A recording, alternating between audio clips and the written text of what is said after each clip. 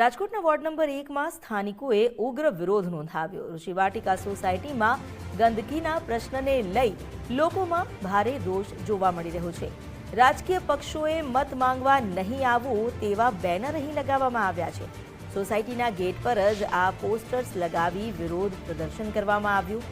તંત્રની અનિચ્છા અને ગંદકીથી લોકો પરેશાન થઈ રહ્યા છે।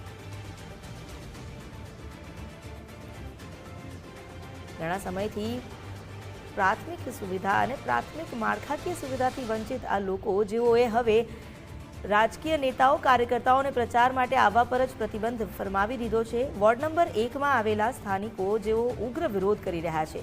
ઋષિવાટિકા સોસાયટીમાં જ્યાં ગંદકીનો પ્રશ્ન સૌથી મોટો બન્યો છે, લોકોને રોગચાળાનો ભય છે અને આ પ્રશ્નનું કોઈ નિરાકરણ પણ નથી આવી રહ્યું। એટલા માટે જ રાજકીય પક્ષોએ મત માંગવા આવવું નહીં તેવા બેનર લગાવવામાં આવ્યા છે। हमारी साथ जोड़ाया है संवाददाता गौतम भेड़ा। गौतम, ऋषिवाटिका सोसायटीनी बहार के आसपास जो गंदकी है तेने लईने हवे लोको लड़ी लेवाना मूडमां छे, एटले सुधी के बेनर्स पण लगाववामां आव्या छे कि कोई राजकीय पक्षोए मत मांगवा आववुं नहीं। शुं कही रह्या छे स्थानिको?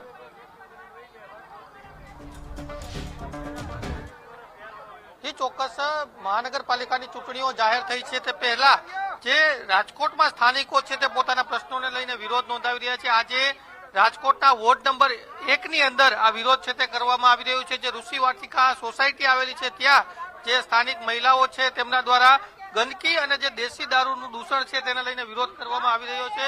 બેન, કેટલી તકલીફ છે અહીંયા? શું તકલીફ? અરે સાહેબ, બહુ તકલીફ છે, કેવા જેવું નથી। 25 વર્ષથી અહીંયા રહી છે પણ આ ગંદકી કઈ જાતી જ નથી। અને તમે દેખો એટલા દારૂડિયા અહીંયા પી પીને પડ્યા હોય છે ને કે અમારે અહીંથી નીકળવું મુશ્કેલ પડે છે સાહેબ। એટલે અમે એટલા કંટાળી ગયા છે ને એટલે આ નિર્ણય લેવો પડ્યો છે બધાએ ભેગું થઈને સાહેબ।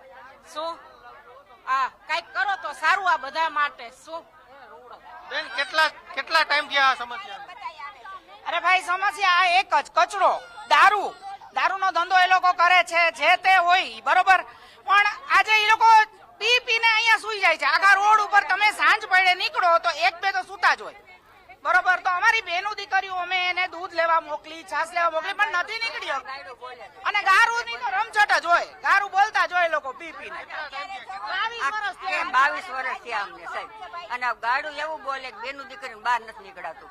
દૂધ છાસ લેવાય બેનું દીકરીને જે અમારે જ્યાં ગલઢા માણસ જાય નીકળી જ નથી એટલો પાછો। અત્યારે તમે જોવો અમારું પાછળ તમે ફરિયામાં તમે આવો અમારા ફરિયામાં અમે તમને અમારું બાયણું ખોલી ને એટલે તમને કાનમાં કીડા પડે એવી ગારું પાછળથી બોલતા હોય। કોઈ અમારી ઘર આવે તો અમારે કોઈને ઘર બતાવાતું નથી, અમારો રૂમ બતાવાતો નથી।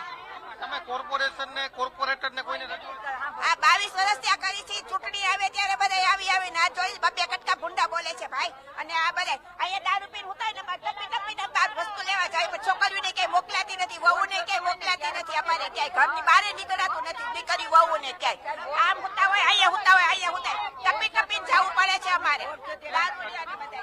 કોર્પોરેટર છે અહીંના, એ શું કહે? અહીંના કોર્પોરેટર છે એ શું કહે? કોઈ જવાબ જ નથી આપતા। પરિસ્થિતિ થઈ જાય છે અહીંયા, સાફ સફાઈ થઈ જાય પછી ઈ જ પરિસ્થિતિ થઈ જશે। અહીંયા રોડ બની જશે પછી તમે મત, કોઈ પક્ષ આવવાનું જ નથી અહીંયા મત લેવા। આ સમય ગંદકી વાળો અહીંથી સાફ થશે પછી ચોક્કસ અહીંયા બેનર પણ લગાડવામાં આવ્યું છે અને વિરોધ પણ નોંધાઈ રહ્યો છે સ્થાનિકો દ્વારા। જે દ્રશ્યો છે તે હું આપને બતાવીશ। સ્પષ્ટ અહીંયા સોસાયટીની બહાર જ લખી દેવામાં આવ્યું છે કે અમારી ઋષિવાટિકા સોસાયટીની અંદર કોઈ પણ રાજકીય પક્ષે પ્રવેશ કરવો નહીં અને આવનારી ચૂંટણીમાં મત માંગવા માટે, પ્રચાર કરવા માટે પણ આવવું નહીં। આ પ્રકારનો સ્પષ્ટ વિરોધ જે સ્થાનિકો છે તેમના દ્વારા કરવામાં આવ્યો છે। અન્ય જે લોકો છે તેમની સાથે પણ વાત કરવાનો પ્રયત્ન। કેટલા સમયથી આ દૂષણ છે? આ દૂષણ કેટલા સમયથી છે? આ પ્રકારનું તકલીફ કેટલા ટાઈમ? ઘણા વર્ષોથી, 10 વર્ષથી તો હશે ઓછામાં ઓછી।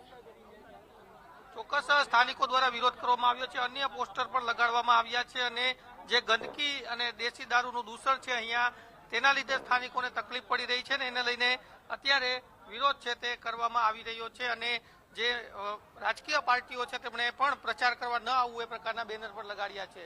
જી, આભાર આપનો જાણકારી આપવા માટે।